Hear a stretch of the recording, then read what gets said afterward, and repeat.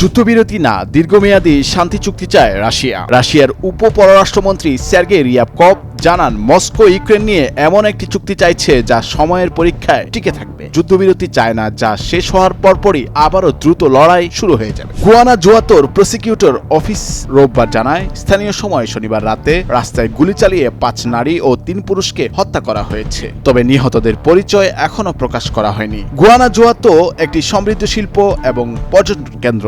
বাংলাদেশে বিদ্যুৎ সরবরাহের সময় জানিয়েছে নেপাল। দেশটি জানিয়েছে, আগামী জুনে নেপাল থেকে বাংলাদেশে 40 মেগাওয়াট বিদ্যুৎ সরবরাহ করা হবে, যা নভেম্বর পর্যন্ত অব্যাহত থাকবে। গত বছর বাংলাদেশ, নেপাল ও ভারতের মধ্যে এই চুক্তি স্বাক্ষরিত হয়।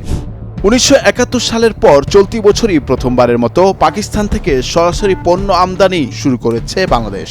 এই আমদানি এরই মধ্যে 100 কোটি মার্কিন ডলার ছাড়িয়েছে। যুক্তরাষ্ট্রে ইউএসএআইডির 1600 কর্মী ছাঁটাই, ডানা কেটে দিতে ডিপার্টমেন্ট অব গভর্নমেন্ট এফিসিয়েন্সি যে উদ্যোগ, তারই অংশ হিসেবে এদের ছেঁটে ফেলা হচ্ছে। শীর্ষ পদধারী ও অত্যাবশ্যকীয় কর্মীরা বাদে প্রশাসনিক ছুটিতেও পাঠানো হচ্ছে। জার্মানির পরবর্তী চ্যান্সেলর হতে পারেন ফ্রেডরিক মার্চ। জার্মান নির্বাচনের প্রাথমিক ফলাফলে সিডিইউর পক্ষে 28.5% ভোট পড়েছে। 20% ভোট পেয়েছে এএফডি। ভোট গণনার শেষে প্রাথমিক ফলাফল প্রকাশিত হয়েছে জার্মানিতে।